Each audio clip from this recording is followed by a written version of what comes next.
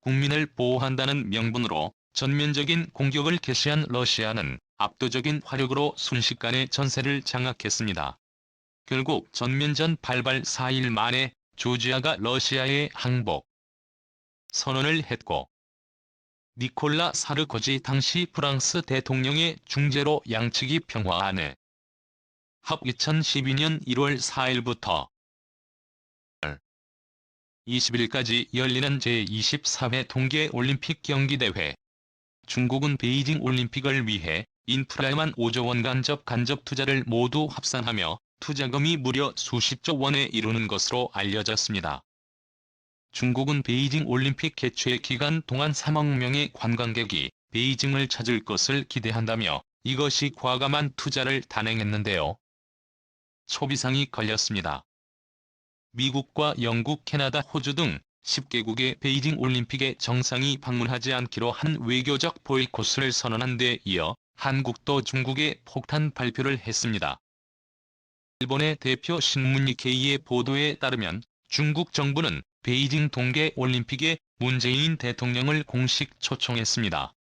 니케이는 한중 관계의 정통한 외교 소식통을 인용해 중국 정부가 문 대통령의 베이징 올림픽 개회식 초청장을 보냈다고 밝혔습니다. 니케이는 중국은 미국, 영국, 호주 등이 표명한 올림픽 외교적 보이콧 이외에 확산되지 않도록 한국을 포섭하려는 의도로 보인네 그렇습니다. 한국의 결정에 따라 다른 나라 정상들이 베이징 올림픽에 참석할지 말지를 결정할 정도로 동남아와 동유럽 등 한국을 벤치마킹하는 국가들이 너무나 많아졌기 때문에 중국은 한국에 사활을 걸었습니다. 자, 그런데 최근 청와대는 문 대통령의 베이징 동계올림픽 불참을 처음으로 공식화했습니다. 청와대 고위 관계자는 기자들과 만나 문 대통령의 올림픽 참석 문제를 검토하지 않고 있다라고 밝혔습니다. 박병석 국회의장과 황인문화체육관광부 장관을 베이징 올림픽에 파견하기로 했지만 중국은 문재인 대통령의 공식 초청을 보내며 준비해왔기 때문에 엄청난 충격을 받고 있습니다.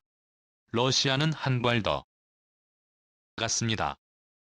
블룸버그 통신의 지난 22일 익명을 요구한 한 베이징의 외교관을 인용해 시진핑 국가주석이 최근 푸틴 대통령에게 올림픽 기간에는 우크라이나를 침공하지 말라고 요청했다고 보도했습니다. 너무나 충격적이죠. 즉 중국이 원하는 것은 우크라이나에서 끔찍한 사태가 일어나지 않는 것이 아니라 일어나도 상관없으니 베이징 올림픽 기간이 끝난 후에 침공해달라는 것입니다. 너무나 중국스러운 발상에 전 세계가 경악을 금치 못하고 있는데요. 자, 그런데 러시아가 중국에 대해 충격을 주었습니다. 현재 전 세계 전문가들은 러시아가 14년 전 조지아 침공 때처럼 베이징 올림픽 기간에 우크라이나를 침공할 것이라고 점치고 있습니다.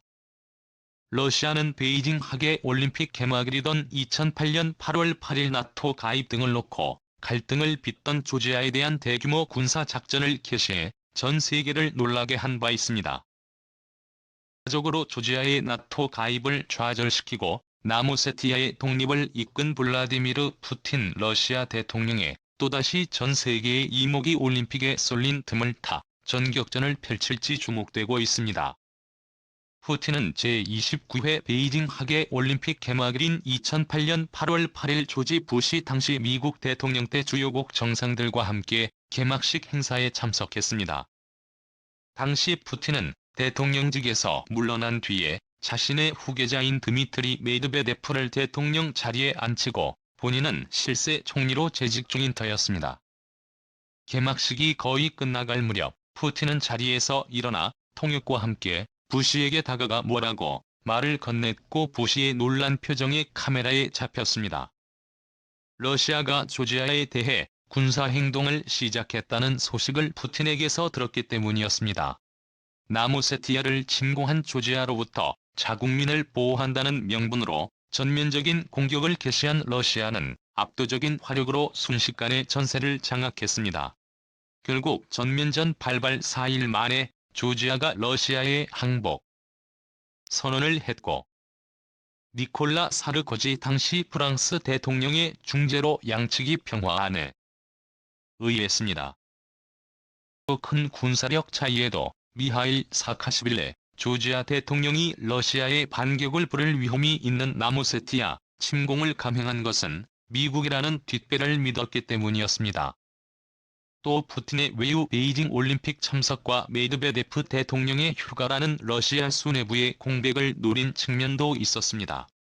당시만 해도 미국 등 서방에서는 지구촌화합의 축제인 베이징 올림픽 기간에는 러시아와 조지아 양승 모두의 전면적인 충돌을 피하려 할 것이라는 낙관론이 팽배했습니다.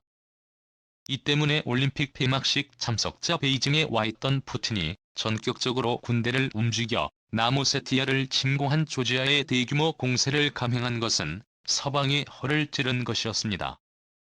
푸틴이 올림픽 이벤트를 전후해 전격적인 군사작전을 감행한 사례는 또 있습니다. 2014년 3월 초 러시아가 크림반도를 전격 침공해 결국 병합했던 것도 소치 올림픽이 폐막한 지 열흘도 지나기 전이었습니다. 블룸버그 통신은 푸틴의 2014년에도 500억 달러 약 60조 원을 쏟아부은 소치 올림픽기에 폐막한 지 불과 며칠 뒤에 크림반도를 침공한 전례가 있다라며 푸틴이 OECD 국가의 대출 증이 이런 조항을 갖고 있는 경우는 %에 그치지만 중국은 30%에 달합니다. 앞서 스리랑카는 1:1로 사업을 통해 남부 해안과 대형 항구를 건설했지만 사업 부진으로 빚더미에 올랐고 결국 2017년부터 연간 11억 달러를 받는 임대 형식으로 99년간의 한국의 운영권을 중국 기업에 넘겼습니다.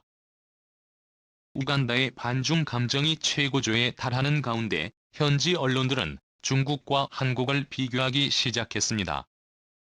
우간다의 모든 것을 빼앗으려는 1:1로라는 미끼를 던진 중국과는 달리 한국은 아무런 대가도 바라지 않은 채 우간다 의료진을 비롯해 우간다 시민들의 도시락과 마스크 진단 키트를 제공해 주었고 한국의 정보통신기술을 활용한 전자정부를 구축해 주었습니다.